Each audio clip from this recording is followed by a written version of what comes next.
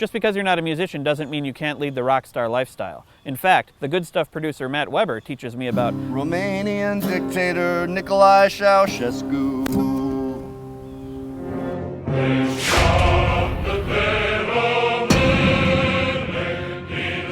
Rock stars. They've been around since Elvis. I guess Elvis would be the first rock star. Yes!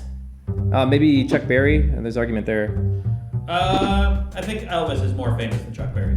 Yeah, I guess Elvis epitomizes the rock star lifestyle. He rocketed to stardom, huge thronging fan base. He also had a lot of mansions. And fancy cars. He did a lot of drugs. That's for sure. Do you know one time he flew to Denver at 1:40 in the morning just to have his favorite sandwich, which was an entire loaf of bread stuffed with peanut butter and bacon?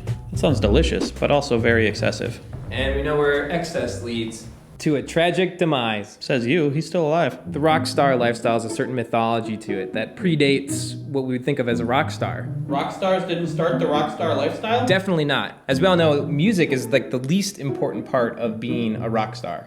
Do we know that?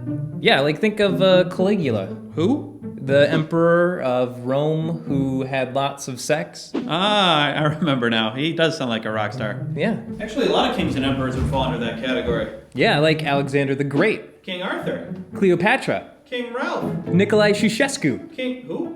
Nikolai Ceaușescu. Ceaușescu? Ceaușescu. Chevy Chase? Ceaușescu. Ceaușescu. Ceaușescu. It's Ceaușescu, Matt. Ceaușescu. That's not what you were saying. Let's move on. Nikolai Ceaușescu, the last communist leader of Romania. What made him a rock star? What's more rock star than a dictator? They command the love and obedience of their entire population. They've got pictures and portraits of themselves all over the place. They're always on TV. They've got mansions and palaces. Ceaușescu did. Sounds like a happy man. He was, until they shot him. What? Remember that tragic demise thing I was talking about? But isn't being a rock star about sticking it to the man, rebelling against authority? This Chevy Chase guy, Ceaușescu guy, was the authority. No, he was the rebel. He was a communist. He was going against the fascist forces and the authoritarian figures in Romania. He was freeing the people, and he got thrown in prison for it. I should probably sit back in the chair.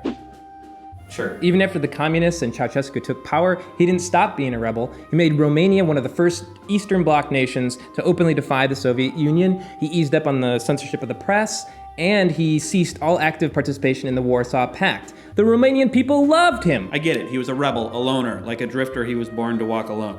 Yes, when Richard Nixon visited Romania, he became the first US president to visit an Eastern Bloc nation. He presented Nicolae Ceaușescu with a moon rock from the Apollo 17 mission. I want a moon rock. Everybody does. Nicolae Ceaușescu not only wanted to instill national pride within the Romanian people, he wanted to put Romania on the international stage and be a force for peace in an ever-divided world. Just like Bono. You've got that right, Craig. So tell me, Matt, now that he achieved rock star status, did he live to excess like other rock stars? He sure did, Craig. Oh, really? Tell me about it. Like any diva, Nicolae Ceaușescu wanted to control his public image. So he ordered the media not to emphasize his rather short stature, and any pictures of him showed him in his late 40s, although he was much older than that for much of his rule. That does sound pretty vain. He probably thinks this video is about him. And it is. He also had a scepter. What? A scepter. What? A presidential scepter. A what? A scepter. Could he cast spells with it? Not at all. That's not as exciting, but it's still awesome. A scepter. Yes, you said that. Okay, so he lived on the edge, he was concerned about his looks, he carried around a scepter. But did he ever go to rehab? Was he addicted to plastic surgery? Did he interrupt Taylor Swift at the You ever VMAs? fly all the way to Denver just to eat a giant peanut butter I'm sandwich? gonna let you finish. But no. Well, then what was his thing? Urban development. Booyah! Nicolae Ceaușescu had large tracts of Bucharest's historic neighborhoods bulldozed to make way for the world's most expensive and heaviest administrative building, the People's House. Oh, that sounds nice. Yes, too nice. What does heaviest building mean? The world's heaviest building. It means exactly what I said. It's the world's heaviest building. It's made of something billion pounds of That's steel a and lot. bronze. Yeah. Wow. Hang on, I got this. The building was constructed of 1.5 billion pounds of steel and bronze, 7.7 million pounds of crystal glass, and 31.7 million cubic feet of wood. You missed the biggest number. The biggest number is like the amount of steel and bronze. I said that on my way up here. Oh, you did? Yeah, you were too busy giving me a high five to notice. I don't listen to you most of the time. It not only housed the administrative offices of the government, it was also his home. Well, you know what they say. Home is where the administrative offices of the government are. I'm gonna go sit in the chair. So much of Bucharest was leveled, and so many of its residents forcibly relocated because of Ceaușescu's urban development plans, it was likened to a nuclear attack. They even called it Ceaușima, like Hiroshima. I get it.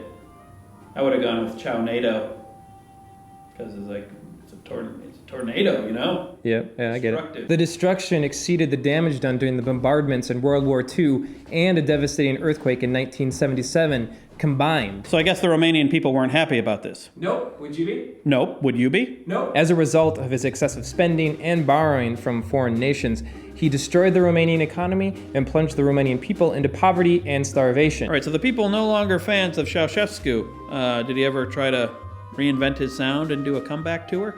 No, but he did give one final speech that didn't go over too well. Tell me about it up here.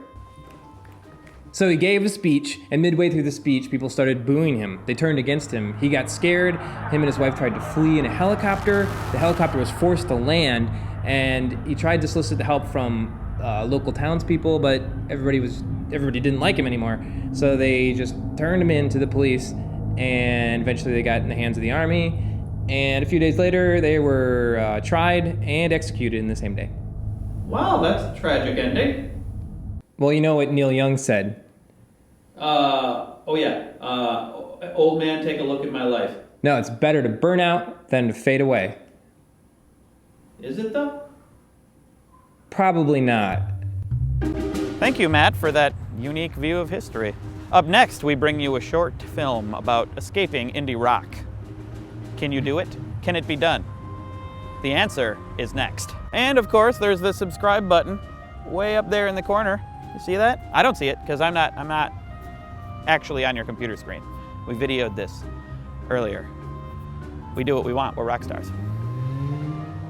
We like to think we are, anyway. We're not actually. Are we? Are we still rolling?